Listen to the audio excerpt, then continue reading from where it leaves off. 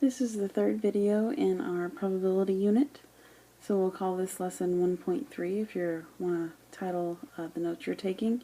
These will be continuing on the notes that you already currently have. And we're going to start with the definition of independent. Two events are independent if knowing that one will occur, or has already occurred, does not change the probability that the other occurs. So for example, it says a randomly selected student is female. What is the probability that she plays soccer for this high school? Okay, these events would be independent because the fact that she's female does not affect whether or not she plays soccer, because a male or female might play soccer. The second example, a randomly selected student is female. What's the probability that she plays football for this high school? Well, those would not be independent because only male students would play football and not female students. So the fact that she's female would affect the probability that she would play football. Alright, that brings us to the multiplication rule. If two events A and B are independent, meaning the event A has no effect on the probability of event B, then you just multiply the probabilities. And so again, if you see the word "and," that's going to indicate that we need to do some multiplication of the two probabilities of the events. In general, if event A does affect event B's probability, so for instance, one instance of this might happening would be when I'm dealing cards. The fact that I get one card is going to affect the probability of getting another card. And so in that, you take the probability of A and multiply by the probability of B happening given A has already happened. And so we read this little bar here as given. Alright, now if you'll go ahead and find example 3 in your notes. It says a certain brand of light bulbs are defective 5% of the time. You randomly pick a package of 2 such bulbs off the shelf of a store. What is the probability that both bulbs are defective? And can you assume they are independent? Alright, so we are going to apply the multiplication rule which we just spoke of because it indicated both bulbs. If I don't see the word "or" anywhere, or remember means to add, I'm going to assume that I need to multiply.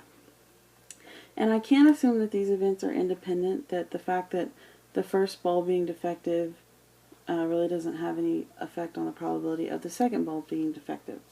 So I'm going to find the probability that they are both defective. And so I just wrote that as the probability of D and D, D standing for defective. So the probability of the first event, or the first bulb being defective, is 5%, so that would be 0.05. And I'm going to multiply that by the probability that the second bulb is defective. And so that's just, again, 0.05. And so then 0.05 times 0.05 would give me a probability of 0.0025.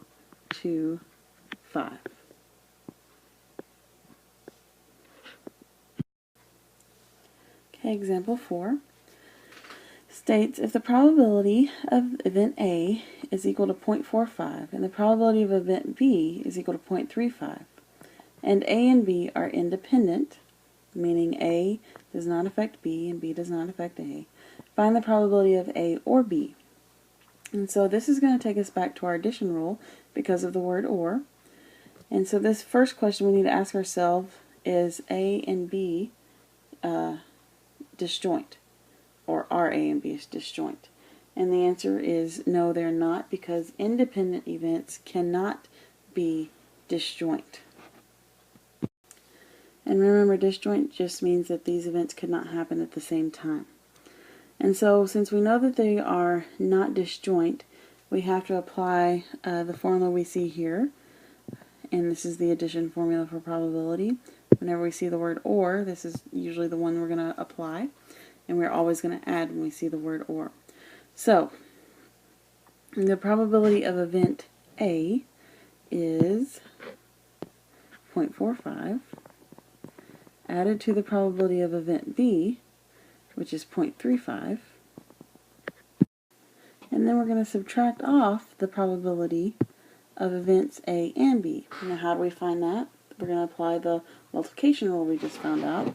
We know that the events are independent, so all we have to do is multiply 0.45 and 0.35.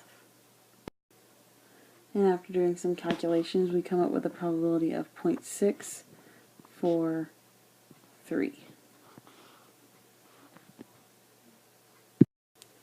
Moving on to example 5.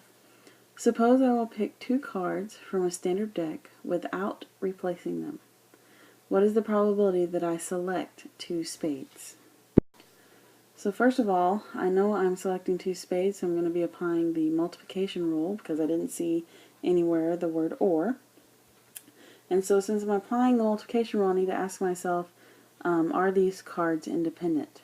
Are these events independent? And the answer is no, they are not, because they told me I was not going to be replacing cards.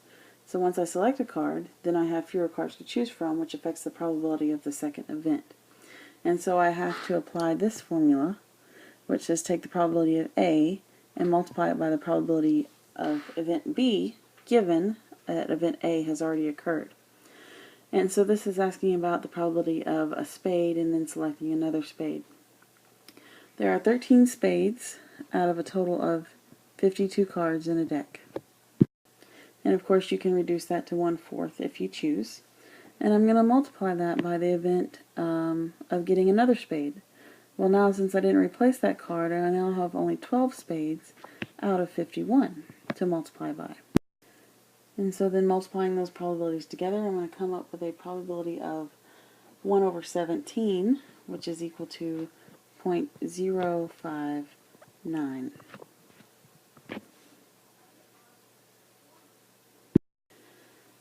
And now we'll return to our rules. Rule number 6, which is the at least one rule. It says that the probability that at least one outcome happens is 1 minus the probability that no outcomes can happen. So the probability that at least one happens is 1 minus the probability that nothing happens, or none happens. Alright, so if you'll find example 6, a certain brand of light bulbs are defective 5% of the time. You randomly pick a package of 2 such bulbs off the shelf. That's going to be important. What is the probability that at least one of those bulbs is defective? And so whenever I see this at least one, that's going to cue me into the at least one rule. So the probability of one of these bulbs being defective is going to be 1 minus the probability that there are none defective. I'm going to use a capital D for defective. And since I'm doing 2, I have to do 1 minus the probability of no defective and no defective. So that's 1 minus, since I'm doing 2, I didn't see the word or, I'm going to be needing to multiply. And these events are independent. One bulb being defective does not affect the next bulb being defective. And the probability of not being defective is 0.95 because it told me that they were defective 5% of the time. So this is going to be 0.95 multiplied by 0.95. And when I do those calculations, I come up with a probability of 0.098. Alright, example 7. For a sales promotion, the manufacturer places winning symbols under the caps of 10% of all Dr. Pepper bottles. So we will win 10% of the time. You buy a 6-pack of Dr. Pepper. What is the probability that you win something? So the probability that I win something is the probability that I win at least, or have at least one winning symbol. And when I have at least one, I have to do 1 minus the probability that I have no winning symbols. So this would be 1 minus, and since I win 10% of the time, I can lose, or not have a winning symbol, 0.9% of the time. And since I bought a 6-pack, that's going to be to the 6th power. Or I could do 0.9 times 0.9 times 0.9 and blah, blah, blah, blah. So 1 minus 0.9 to the power of 6 is a probability of 0.469. And that concludes the video for this evening.